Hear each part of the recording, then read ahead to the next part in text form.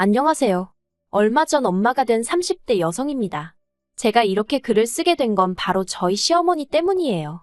세상이 이렇게 달라졌는데 저희 어머님은 어디 조선시대에서 살다 오신 분인 건지 정말 답답하네요. 지인의 소개로 만난 남편은 재밌는 사람은 아니었어요. 하지만 진중하고 무던한 성격으로 같이 있으면 왜인지 편안하더라고요. 게다가 사람이 예민하지가 않아서 웬만한 건 상대에게 다 맞춰주는 편이었달까요? 지금이야 같이 살아보니 그 성격이 무조건 좋은 것만도 아니라는 걸 알지만 아무튼 그때는 이런 남자라면 평생을 믿고 같이 가정을 꾸리며 살아도 되겠다 싶대요. 그래서 남편이 결혼하자며 프로포즈를 해왔을 때 크게 고민하지 않고 오케이 했지요. 그런데 연애할 때와 달리 결혼 준비를 시작하니까 여러 가지로 신경 쓸 일도 많고 생각지 못한 곳에서 부딪히는 일까지 생기더라고요. 그도 그럴 것이 저희 두 사람의 기분만이 아니라 양가 부모님들의 기분도 그렇고 여러 가지로 신경 쓸 일이 많았거든요. 특히나 결혼식을 어떻게 할 것인지에 대해서는 양가 어머님들의 의견이 크게 갈렸습니다. 결혼 준비를 하면서 가장 위태위태했던 순간이기도 했어요. 일단 저희 친정부모님의 경우 지난 30년 동안 사업체를 운영해 오셨거든요.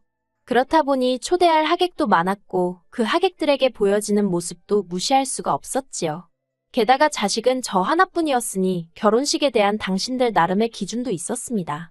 저도 저 나름대로 여자로서 결혼식에 대한 로망도 있던 게 사실이고요.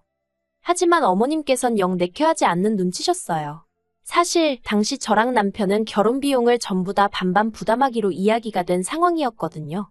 당연히 양가 부모님도 잘 알고 계신 바였고요. 그런데 저희 어머님은 제가 살면서 곁에서 지켜보니 엄청난 짠순이세요. 돈뿐만이 아니라 마음 씀씀이도 솔직히 얼마나 야박한지 주변의 사람이라곤 찾아볼 수가 없을 정도로요. 그렇다 보니 다른 사람의 경조사에 갈 일도 간 적도 거의 없으셔서 초대할 만한 하객이라고 해봤자 친인척분들 20-30명이 전부였네요. 어머님은 그런 시댁의 상황이 저희 친정과 비교되는 것을 원치 않으셨고 한편으론 괜히 당신 돈 들여서 저희 집 좋은 일 시키는 기분이라셨습니다. 물론 제 면전에다 대놓고 하신 말씀은 아니고 남편을 통해서 전해 들었지만요. 솔직히 남편이 그런 이야기를 저에게 했을 땐 어머님의 생각도 어이가 없었지만 그게 뭐 얼마나 좋은 이야기라고 시시콜콜 나에게 전하는 건지 싶어서 남편이 한심하기까지 하더라고요. 특히나 제가 아예 몰랐다면 모를까 남편 덕분에 어머님의 속내를 뻔히 알게 되었으니 일부러 모른 채 하며 저나 친정의 입장만 내세우기도 상당히 곤란해졌지요. 그래도 다행히 친정 부모님께 이런 사정을 전하니 사람마다 기준이 다르니 그런 것 아니겠냐며 친정 부모님이 결혼식 비용을 전적으로 부담해 주시겠다 하시대요. 친정 부모님의 도움으로 그렇게 어머님과는 직접적으로 부딪힐 일 없이 결혼식을 진행하게 되었습니다. 그리고 이후로 솔직히 저는 제 결혼 생활 자체에 대해서는 고민이나 걱정을 하지 않았어요. 남편은 착실하게 직장 생활을 이어나갔고 저 또한 제 일을 즐기고 있었으니 조만간 아이도 갖고 그러면 완벽한 가정을 꾸릴 수 있겠구나 싶었거든요. 하지만 인생은 계획대로 되는 법이 없다더니 이게 웬걸요. 결혼한 지 3달 만에 남편이 직장을 잃게 될 줄은 상상도 하지 못했어요. 남편은 당시 직원 수 10명 남짓의 작은 중소기업에서 근무하고 있었는데 대표랑 이사가 절친한 사이라고 했거든요. 그래서 회사 분위기도 좋고 일도 할만하고 여러 가지로 마음에 든다고 했었지요. 그런데 그런 직장이 알고 보니 두 인간이 짜고선 탈세와 범법행위를 저지르던 곳일 줄 누가 알았겠어요? 남편이 말하길 자기도 그저 말단 직원 중 한 명이었기에 아무것도 몰랐답니다. 솔직히 그 말의 진위를 제가 알 수는 없지만 제가 남편을 믿어줘야지 아니면 누가 남편을 믿어주겠어요? 아무튼 그래서 남편 회사가 하루아침에 문을 닫더라니까요. 비록 제가 맞벌이를 하고 있기는 했지만 갑자기 외벌이가 되고 졸지에 원치 않던 가장의 무게까지 얹혀지니 하루하루가 힘들어지대요. 까놓고 말해서 먹고 사는 문제가 생기고 그런 것은 아니었지만 매일 아침 풀죽은 남편의 모습을 볼 때마다 안쓰럽기도 하고 마음이 착잡하더라고요. 게다가 저희는 원래 신혼은 반년 정도만 즐기고 바로 아이를 가질 생각이었습니다.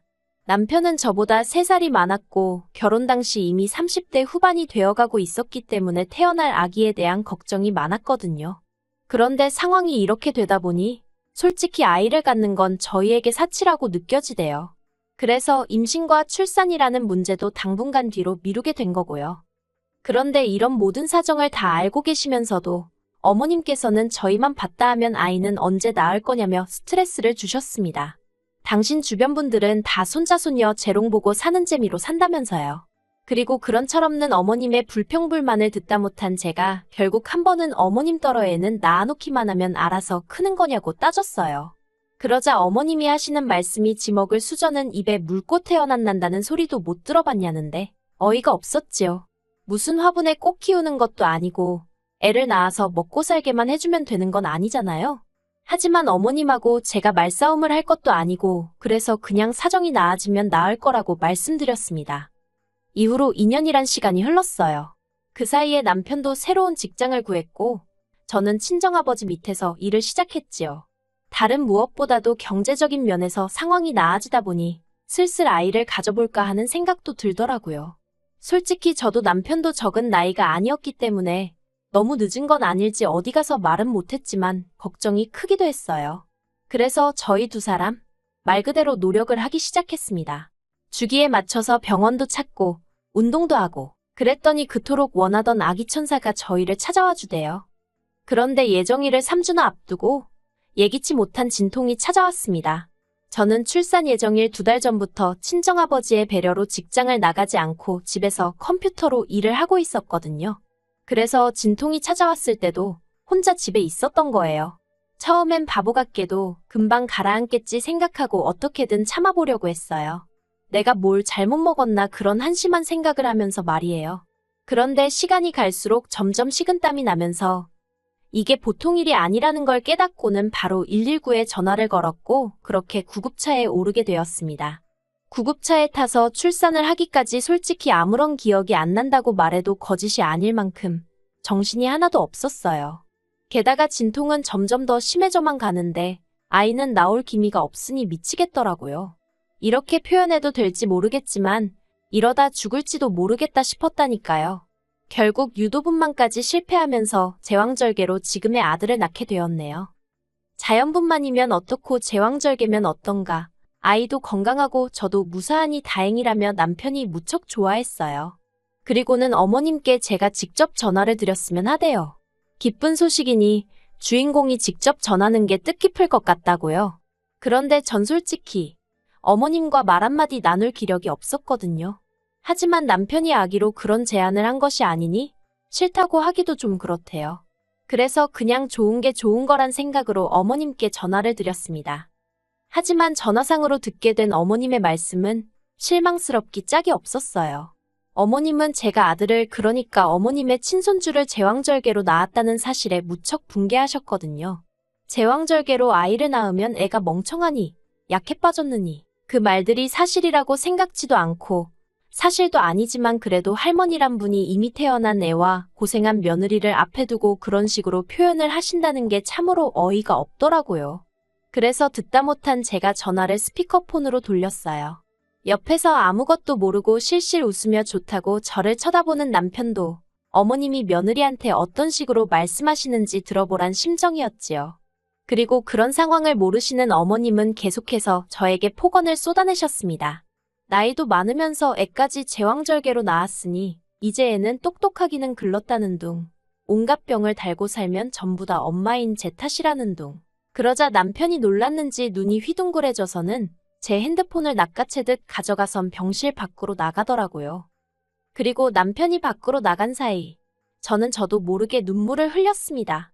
제왕절개고 뭐고 간에 어머님 손자를 낳느라 고생한 며느리한테 어쩜 말 한마디 따뜻하게 안 해주시나 싶어서 야속하기 그지없었으니까요. 평소엔 눈치 없는 남편도 그날은 제 마음을 알아챈 건지 병실로 돌아와서는 미안하다 하대요. 신경 쓸 거 없다고 자기 어머니가 옛날 분이라 잘 모르면서 아무 말이나 하시는 거라면서요. 하지만 그런 남편의 말에도 제 마음이 달래지지 않았던 건 5박 6일에 입원 후 퇴원을 하던 날이었습니다. 계획대로 예약해둔 산후조리원으로 이동을 하려는데 어머님이 올라오셨더라고요. 그런데 어쩐 일인지 화가 나셔도 단단히 나 계셨습니다. 저로서는 영문을 알 수가 없었지요. 당신 손자 낳은 며느리가 입원해 있는 동안 얼굴도 한 번 안 비추시고 괜찮냐 소리 한마디 없으시던 양반이셨으니까요. 오히려 서운해도 제가 서운하고 마음이 상해도 제가 상해야 하는 것 같은데. 그리고 그런 어머님을 보곤 남편도 꽤나 화가 난 눈치였어요. 못하러 오신 거냐며 싫은 소리를 내뱉더라고요. 어머님은 어머님대로 당신 연락을 무시했다며 남편에게 화를 내셨고, 잘 들어보니까 어머님이 남편에게 무슨 일로 연락을 계속하셨는데 남편이 어머님 연락을 피했던 모양이에요. 그러자 어머님이 서울, 제가 입원해 있던 병원으로 쫓아오신 거고요. 어머님께선 저더러 단도직입적으로 말씀하시겠다며 당신은 제가 산후조리원에 가는 거 반대랍니다. 하시는 말씀이 애를 낳은 것도 아니고 배 가르고 꺼낸 건데 뭘 조리를 하느냐면서 거기 가는 거 저더러 창피하지도 않냐는 거예요. 저는 어머님의 험악한 말들에 기가 다 막히더라고요. 제가 그게 무슨 말씀이시냐, 배를 가르고 꺼냈다니 어떻게 표현을 해도 그렇게 하시냐며 소리를 질렀습니다. 그러자 어머님께선 당신이 없는 소리를 한 것도 아니지 않냐며 더 크게 화를 내셨지요. 그리고는 하시는 말씀이 돈 아깝게 산후조리원이니 뭐니 다른 여자들 흉내낼 생각은 하지 말랍니다. 그런 곳은 정상적으로 애 낳은 사람들이나 가서 쉬는 거고 저는 그런데 갈 자격이 없다면서 양심이 있으면 그냥 집으로 가던지 아니면 친정으로 가라나요. 정말이지 어머님의 말 한마디 한마디가 비수가 되어 제 가슴을 후벼 파는 것만 같았네요. 분해서 화도 나고 눈물도 나고 그리고 그때였습니다. 지나가던 간호사 몇몇이 상황을 보더니 병실에 와서는 저를 다독여주면서 어머님께는 그런 말씀은 하시는 게 아니라고 한마디 하대요. 제왕절개를 안 했으면 여기 산모분이 어떻게 됐을지도 모른다면서 시어머니가 돼서는 며느리 잘못되길 바라신 건 아니지 않냐고 덧붙이면서요.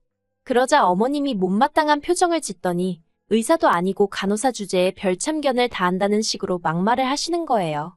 저나 남편은 정말 죄송하고 부끄러운 마음에 간호사들한테 얼굴을 들 수가 없었어요.